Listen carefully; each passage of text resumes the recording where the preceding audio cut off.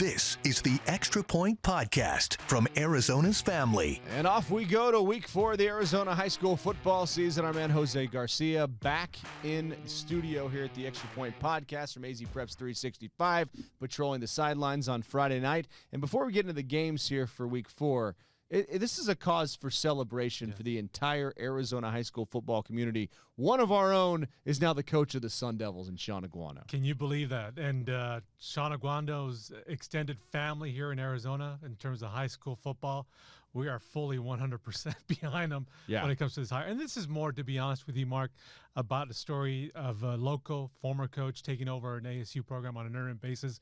It's about a man proving his worth since he actually landed in Arizona from Hawaii. Right, and you look at his schedule right out of the gate, and he goes Utah, USC, Washington, welcome to college football. But he has proven he's a man who knows how to build a program. He's an excellent football coach. I'm taking my objectivity hat off, and I'm putting on my rooting for a Disney story, because this is the kind of thing that, can you imagine if he was able to put together a run and get the job full time? It would be the second time he does it in Arizona. If you look at what he did at Chandler High School, a school that's been in existence for more than 100 years, had never won an AIA title. He comes over, takes over the program, and leads them to their first championship. You know, it's unheard of at a big school level, a school that's been around for that long. And the big thing, he did it with the #1 program, Hamilton, down the street. Right. So, I'm right there with you. Everybody's rooting for this. Yeah, and it's another Disney story. I still remember Bryce Perkins celebrating and just thinking, I actually got to call some of the Chandler-Hamilton games. Was very fortunate to be able to do that back about 10 years ago. And I remember Paul Perkins, who played for the Giants, the running back, and who was the big defensive tackle, the two kids, the Hoods. And one of the younger Hood at Hamilton came and ripped the ball out of his hands and walked in the end zone and broke Chandler's heart. And Chandler's like, we can't beat these guys. And they just kept knocking at the door, and they finally kicked it in. So that's why we're here, to celebrate Arizona high school football. We got another huge one this week. We got a state championship rematch here. Can you believe it? Absolutely. Saguaro and Chandler meeting again, two programs that really respect each other, and I think it all starts because of Chris Chick, the former assistant coach for Saguaro and for Chandler.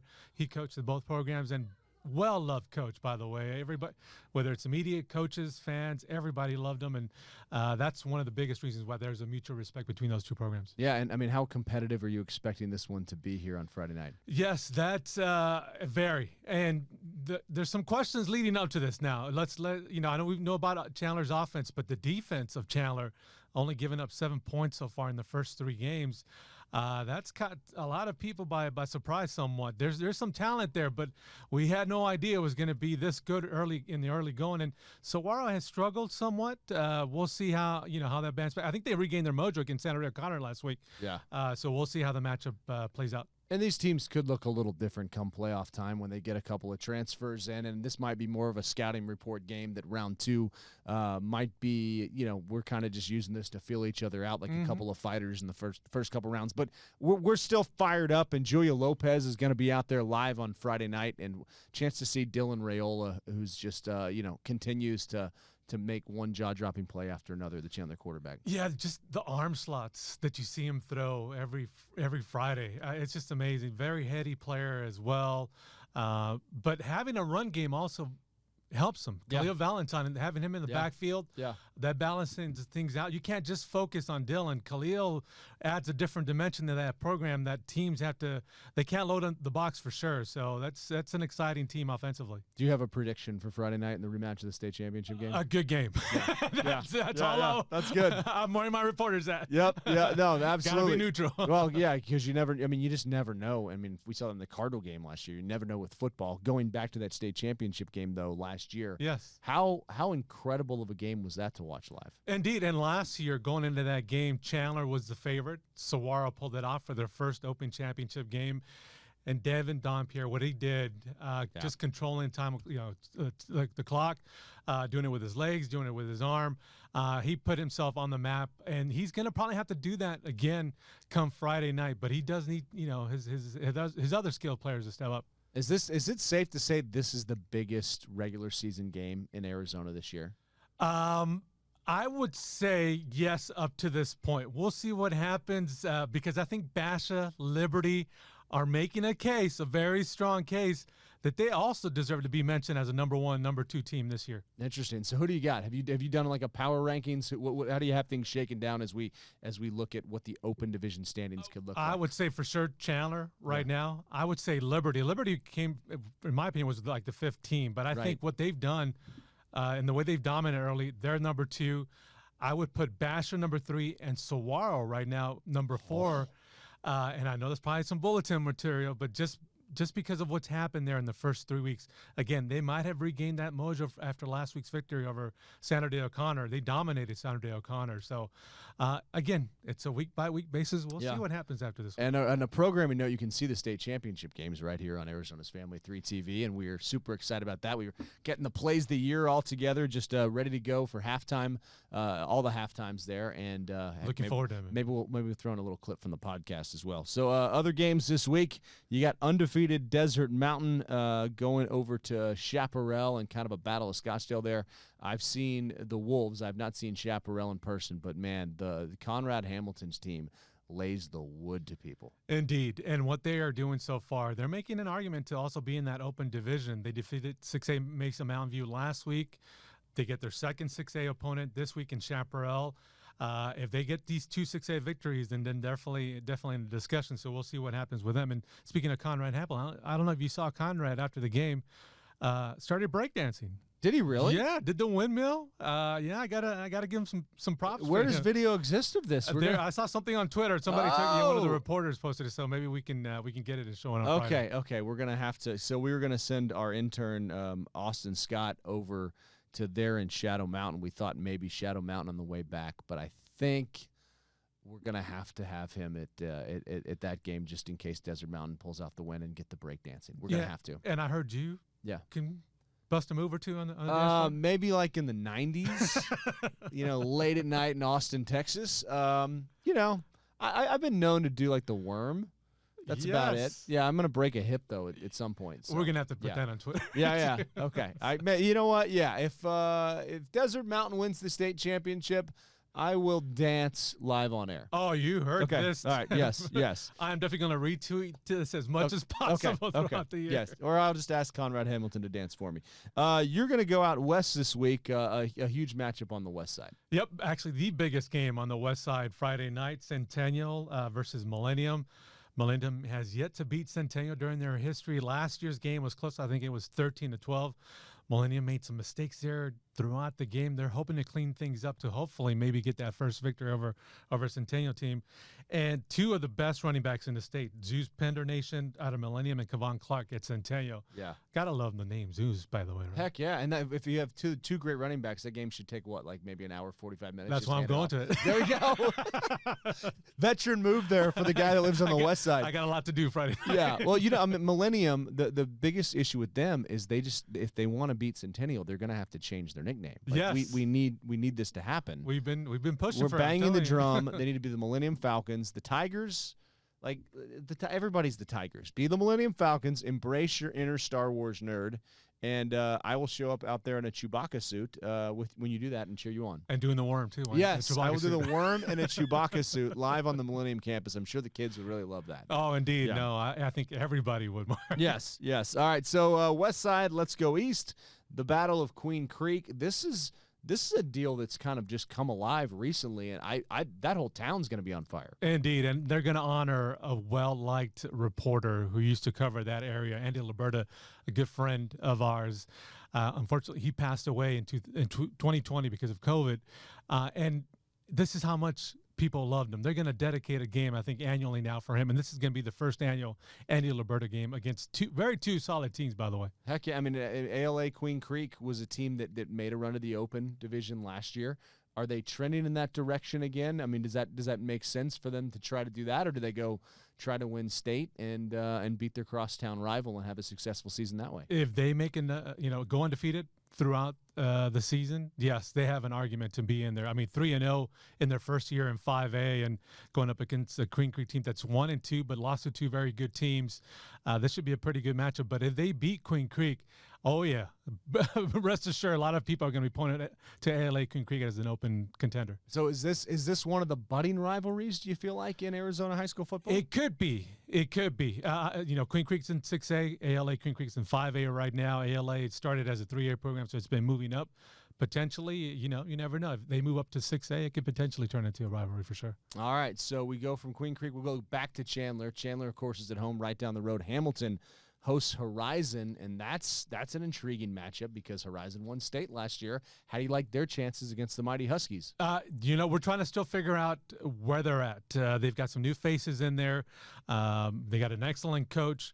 This game is going to let us know, hey, is Horizon back to the Horizon of last year, or there's still some things there that they need to figure out? But they're going up against a power in 6A Hamilton, playing up a conference as well.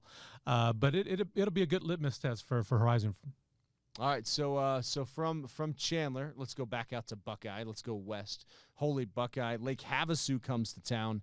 And Buckeye's got a pretty special. Lots of good running backs on the west side. Yeah, and I'm not even going to try to pronounce his last name because he is doing I'll just say he's doing a fabulous job. Yeah, I think you might have already phonetically spelled it out, by the way. But Valami Tunagatia. Yeah, that might just stand for 100 yards. Because that's all he's been doing the last 10 or 11 games.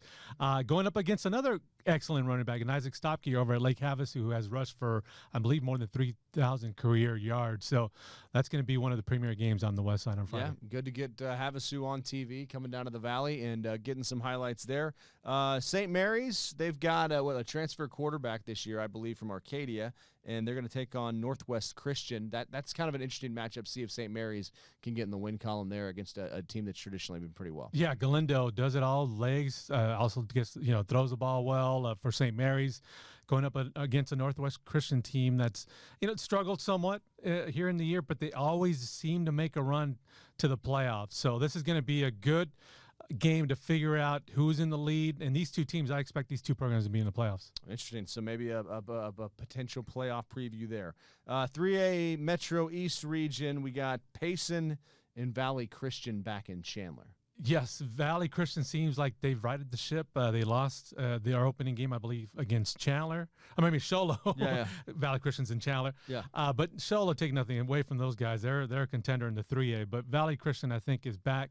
They'll be the favorite going into against a Payson team that made the playoffs last year, lost a lot of people, but they're back at it again this year. So hats off to them. Yeah, the Longhorns. I wish they could still use the Longhorn logo. That's that's business. And by the way, I think the Longhorns, the Texas Longhorns, made a little bit of a complaint about that. Yeah, a couple years ago about Payson's Longhorns. Yep. It's I don't know. What about fight songs? Everybody's got the Notre Dame fight song. Why does Notre Dame not? Yeah, okay. Moving on. We're not in the sports business of marketing. We just are in the business of talking about it. Willow Canyon, Sierra Linda, we're going to send Nick King out there on Friday night. Apparently they've got a receiver going to Colorado State. Another West Phoenix matchup. And Willow Canyon, they're so far out there. It's kind of hard to get these guys on TV. You're out in the West Valley. What's the chatter about this one? They're unsurprising. I think this is going to be the biggest challenge for Sierra Linda so far, which is 3-0. And Stephon Daly, the other outstanding wide receiver for that program, had an awesome play last week or 2 weeks ago in which it was late in the game. They were trailing. Sierra Linda caught a pass. It seemed like he was tackled, but he got back up. He didn't touch the floor at all. Got back up, ran for about 49 yards for that game-winning touchdown late in the game. But again, this is going to be, I think, Sierra Linda's toughest matchup so far in 4 games. Interesting. Well, that's why we send the King on campus to cover that one. And then we got the battle of, what do you want to call it? Campbell or Camelback and Indian School over there on Arcadia-ish. Camelback at Arcadia. I think I'm going to go to that game for a little while. Yeah, go check it out. Camelback for us was a team that from the Phoenix Union District, we thought they had come back completely, but they had some stumbles here recently. We'll see what happens here in this game against an Arcadia team that surprisingly is undefeated, coached by a former NFL player, I believe. Yeah, Mark Ray Brown. We were out there. We had him mic'd up, and I was out there last week, and they went down 21-0. So I left and came back and got the show together, and you have the web feed on. They came back to win it. Big interception late by the linebacker Guerrero, and just kind of a never say die attitude. They got Ryan Terrain out there coaching running backs, the old Arizona State Sun Devil, and they're a team. Great staff. Yeah, Great team. yeah, they've got a great staff. I think Arcadia is kind of a team to watch for sure. Indeed, and in their region as well. We weren't expecting them to be undefeated at this point, but they've immediately put everybody on notice right from the start. Yeah, the coaching staff told me before the season this is going to be the year. So yeah, it's definitely been the year so far. Out of the Valley games, Thatcher, what's going on down in Eastern Arizona? This is going to be our small school game of the year in Southeast Arizona. Undefeated Pushridge going up against an undefeated Thatcher team. The power rankings, our very first ones for this year, come out on Tuesday for the small school conferences. I will not be surprised if the winner of this game ends up being the number 1 ranked team when the power rankings come out next week. Interesting. And then biggest games of the week, other big games, ALA Gilbert North going up to Prescott. And then you got Cactus at Snowflake. Gotta try to keep an eye on those through the web feeds because those are some good towns, and those towns always come out to support their teams. Indeed, and 2 games where I think Cactus is going up to Snowflake. This is going to tell us if Snowflake might make a run at the Open, believe it or not, as a 4A conference Snowflake? team. Yes, because we had Wow. in the beginning before the year started, I said if they run the table, they could be in the discussion for this. So Cactus has played a very difficult schedule. They've had, taken their share of lumps. But if Snowflake pulls this off, believe it or not, they're definitely going to be in the discussion. Man, I didn't realize Snowflake was building those kind of ball players up there. That's pretty impressive. Yeah, and considering they were a 3A conference team, the 3A defending champ. Right. But what they're doing now, getting off to this undefeated start and then beating Cactus, watch out for them. It's still there's still a lot to be played out. But keep an eye out for them being in that open discussion. All right, we got Thursday night football. Looks like Bourgade Catholic in Phoenix, ALA West Foothills, first-year program going toe-to-toe. We'll have those highlights for you on Arizona's Family tonight on the Extra Point. But as we kind of transition out of separation September, we're still really in the mix right now. As we start going to October here, how do you think this thing's going to shake down with the Open Division and who's a contender going forward? Well, we've got obviously some very excellent matchups coming up. I think Liberty facing off against Saguaro, facing off against Basha. And then obviously once we have the Saguaro Chandler game, once those games are played, we will have a better grasp in who stands where in that discussion. But right now, nothing's guaranteed. It never is. Even if we've made predictions at the beginning of the year, we thought, Chandler for sure was going to be number 1, Saguaro number 2. Things have, I think, gone up and down between some of the top-ranked programs. But I think once those games are played out, we'll know more. All right. And so how does your Friday night to Saturday work? How much sleep do you get in between your coverage on Friday and the early morning Saturday radio show? Well, I wouldn't say not much, but wouldn't you rather be? Where else would you rather be? Right. Preach. Exactly. I've been doing this for more than 20 years, and I love Friday nights. That's why I'm in this, and I can't really complain. We've got it made, and even if it's 1-2 hours of sleep, I'm ready to roll. All right. Well, you can hear Jose on the radio on 1580 every Saturday morning, and you can see him right back here on the podcast next Thursday as we get ready for another week of high school football here in the desert. The Extra Point Podcast is a production of 3TV, CBS 5, and azfamily.com in Phoenix, Arizona.